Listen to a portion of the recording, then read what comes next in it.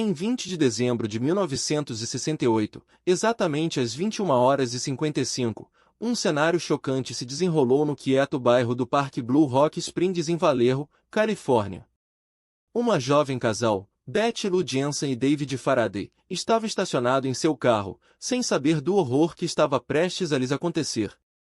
O carro do casal foi encontrado cheio de balas, e seus corpos jaziam inanimados na grama. O ar da noite estava estranhamente calmo, exceto pelo som de uma única bala ricocheteando no asfalto. Como a investigação policial revelaria mais tarde, o carro do casal havia sido pulverizado por balas de um fuzil de alta potência, atingindo o carro um total de 8 vezes. O cenário era uma mistura caótica de fitas de crime, luzes de polícia piscando e as sombrias faces dos oficiais de lei. Áreas de bala marcavam o exterior metálico do carro, um lembrete crudo da violência que havia ocorrido. Um leve cheiro de pólvora pairava no ar, um lembrete nauseante dos eventos mortais que haviam se desenrolado. A escuridão do parque parecia engolir o horror do cenário inteiro, como se tentasse esconder a brutal verdade dos olhos curiosos. O único som era um murmúrio suave de rádios de polícia saindo ao ar em distância. Betty Lou Jensen e David Faraday tinham 17 anos, suas brilhantes futuros cortados curtos pela violência sem sentido do assassino do Zodíaco. Mas quem era esse assassino? E o que o impulsionava a cometer crimes tão hediondos? A identidade do assassino do Zodíaco permanece desconhecida até hoje, deixando atrás uma trilha de perguntas sem resposta e uma série de assassinatos brutais que chocaram a nação. Um homem de meia-idade com uma voz aguda foi visto fugindo do local, mas seu rosto estava obscurecido pelas sombras.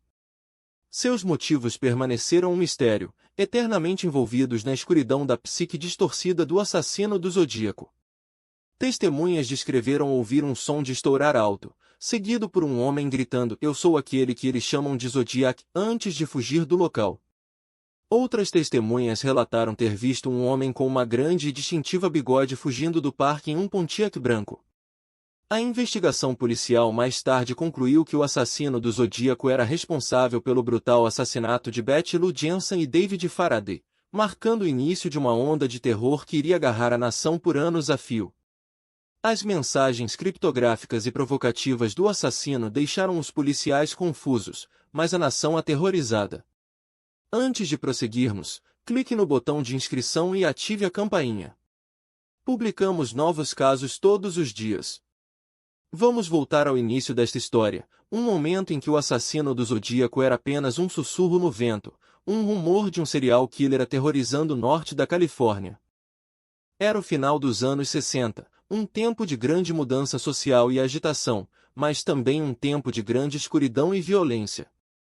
O modus operandi do assassino do Zodíaco era atacar casais jovens, sempre atacando à noite e muitas vezes deixando atrás uma mensagem criptográfica ou um código para provocar os policiais.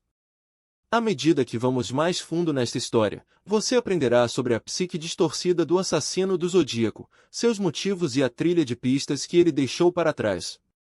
Desde o seu primeiro assassinato até a última mensagem criptográfica, vamos levá-lo em uma jornada pela mente de um dos serial killers mais infames da América.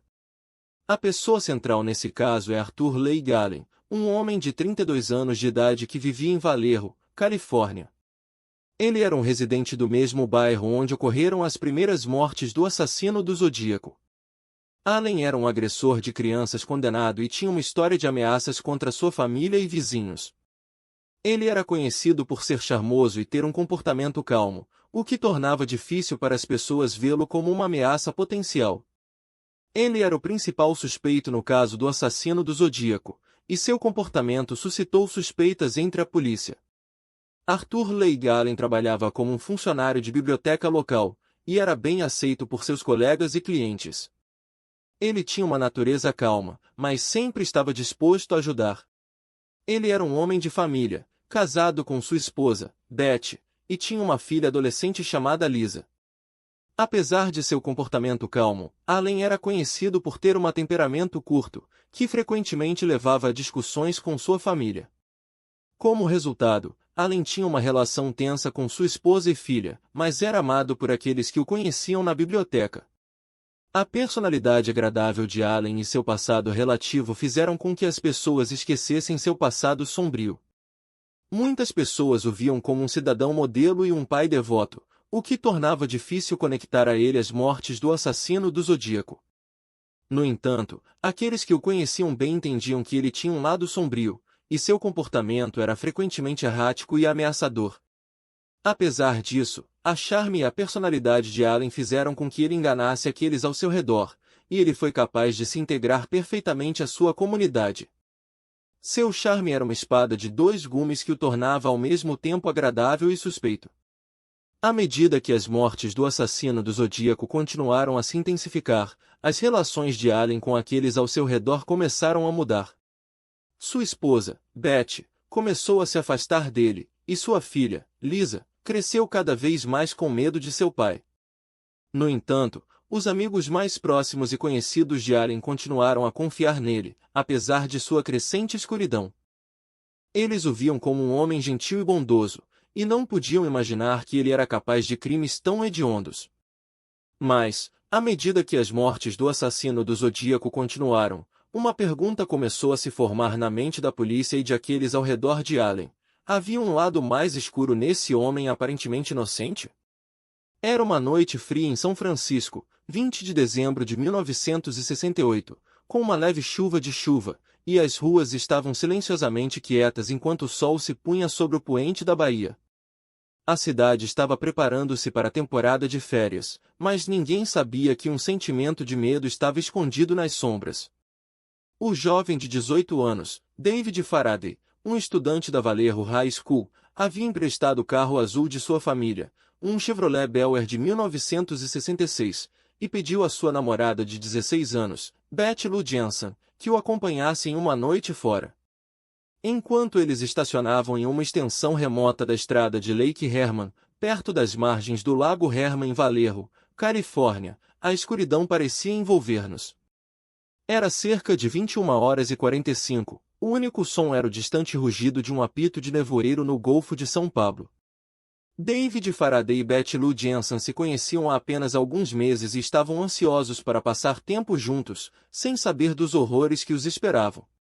Eles haviam deixado uma festa mais cedo naquela noite, e David havia estado dirigindo pela Campina, procurando um local isolado para estacionar e conversar. Enquanto estacionavam, notaram um carro azul seguindo-os, mas logo perderam de vista em meio à escuridão.